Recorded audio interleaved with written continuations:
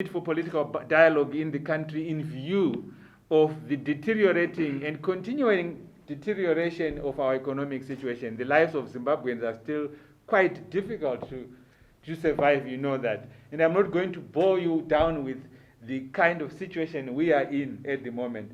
One of the worst scenarios that we saw yesterday or the day before yesterday was a statement, I don't know whether that is correct statement, coming from government where they were declaring the state of the roads a national disaster or something like that. It's a very meaningless thing. They should just attend to the roads, but just get the rains, and then they expose that we have no roads in more than 70% of our country. No roads, no nothing.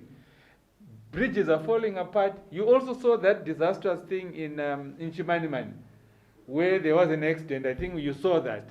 Someone is killed because the road framework was not done properly, etc. These are some of the problems that we're facing. But to get out of them, we have, yes, political dialogue. But there's one area where we disagree as the NCA, and we wish to make this clear, and it's one of the reasons why we think the world must know. We don't believe that we can actually have the partition of Zimbabwe. There used to be a partition of Africa. And some people want to think that there can be a partition of Zimbabwe, where Zimbabwe belongs to two political formations. You are either with this formation or with that formation. We totally reject that. Zimbabwe is for all Zimbabweans. And as a party, we exist because we believe that the two current political parties that are the dominant ones are not, they are a disaster in themselves. The reason why Zimbabwe is where it is at the moment is this political belief that you are either ZANU-PF or you are either this other party. And now I've seen that recently there was an acceptance that now the MDC has split. If you read today's papers, you will see that one of the commentators, I think Professor Chan from London, he is regarded as an expert, which is completely nonsensical. He cannot be an expert on political issues in this country. But he made a statement which was completely worrying. He says, look, there must be dialogue, and then we add another element. There used to be ZANU and MDC. Now the MDC has split.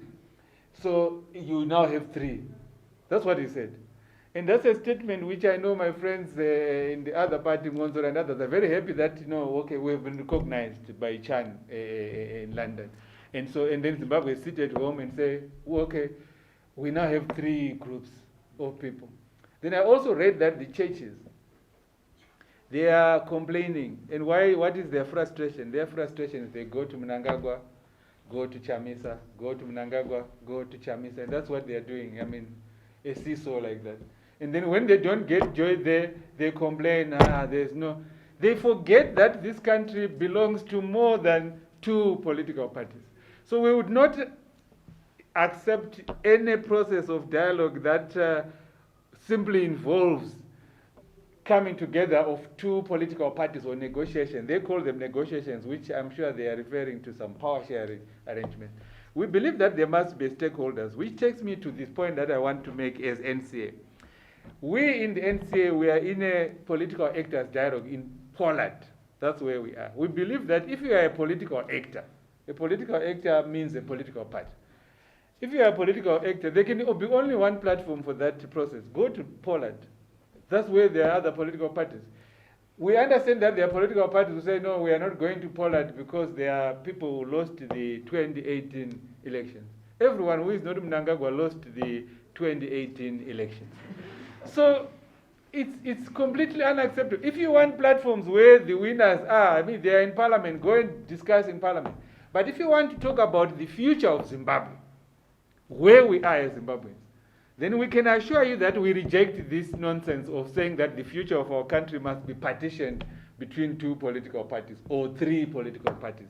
That's the point we want to make clear. So our call is where political parties come in and discuss, Poland is the platform for that. Where you want other stakeholders to be involved, then I think we can create that platform where political actors in dialogue and other stakeholders can come together. In that case, we would welcome the churches' initiatives and other initiatives that seek to bring into being civil society, churches, trade unions, all sorts of groups. Those would be. What we are opposed to is a political actors negotiation that chooses 2 or 3 political actors. We are political actors as NCA. And our colleagues in Poland are political actors. And Poland must remain the platform where these things are. Why we are saying it because as we stand at the moment, Poland has actually, we as NCA put across things in Poland. One of the things that we have achieved there, we have slowed or stopped the Constitution of Zimbabwe Amendment number 2 bill. We understand it's in Parliament now, second reading. But the reason why that bill has been slow is not because of COVID. It's because of the points that we made. We rejected it as Poland. The NCA was in the driving seat of saying we can. We called upon the government to take out amendment number 2 and take it out and let's discuss what amendments ought to be made. Then secondly, we have also tabled there amendments, political and electoral reforms we would want to see ahead of the next elections. And these are not yet debated.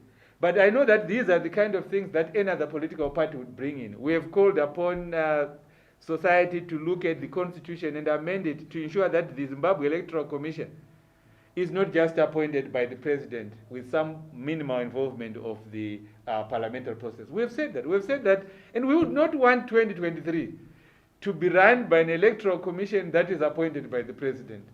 I said it at some point, I think when I spoke with Blessed Mhlanga in the Newsday at some point, they wrote a story where they were saying, look, we are still on that same score, that we would want to see an electoral commission which is appointed with the involvement of all political actors and with the buy-in of others.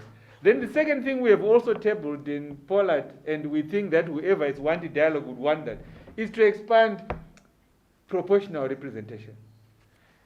And here we should not make it a secret. We should make it clear that it is in our interest as NCA to have an expanded proportional representation thing. The big political parties don't want this because they want to parcel the country between themselves in a winner-take-all thing. We have put that.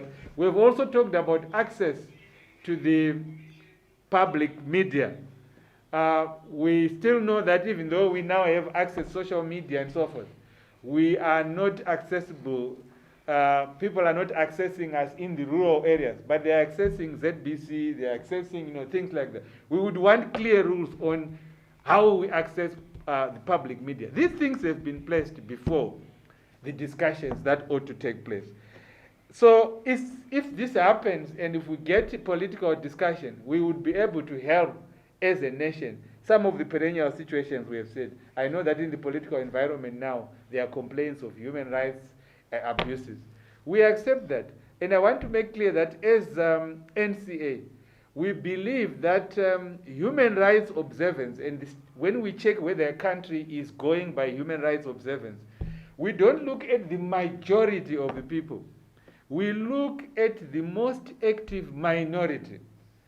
You are judged in relation to that most active minority. So if you have 4, 5, 6 people that are very active, it's a matter of how you treat those people. That is how we judge your human rights observance. That's what human rights are all about. Human rights are about respect for everyone, including those who are regarded as in the minority. So I think the government is mistaken there. And this is coming from President Mugabe's legacy, which says if the majority are not complaining, if the majority do not believe in this, then you are 3 or 4 people. And you know that video where he talks about Madhuku being whatever he says in that video, and so forth. It was a real notion which Mnangagwa has carried on, which says that if the majority, if everyone else is quiet, and you are not quiet, then we will beat you up, we will arrest you. That is what ought to be used to judge whether or not a country is respecting human rights. What does it do to the few that keeps coming up? It is on that score that we believe this issue can also be an issue that must be discussed within the framework of a political actors platform. And then we also have, lastly, we have seen the local authorities, the disaster that is there. And that no service. But then that disaster in the local authorities ought to be placed alongside the disaster in central government, the relationship between central government and local authorities. These things must be discussed. So I think I must make my point clear on this. I want to just close there and say that regarding political dialogue, our position as NCA is that if you are a political actor, if you are a political party, go to Poland. And Poland is the only platform for political actors. If you want to go and negotiate for power and so forth, there's no place for that in this country. This country is not partitioned between two political parties. Let's work on electoral political reforms and we go to the next election. But if you are not a political actor like a political party, we support an all stakeholders platform where we can have continuous discussion. But that all stakeholders relates to those who are not political parties, churches, and we can list all the civic society and so on, those. But for political parties, come to Poland. That's where we can talk. I think that's our statement for now.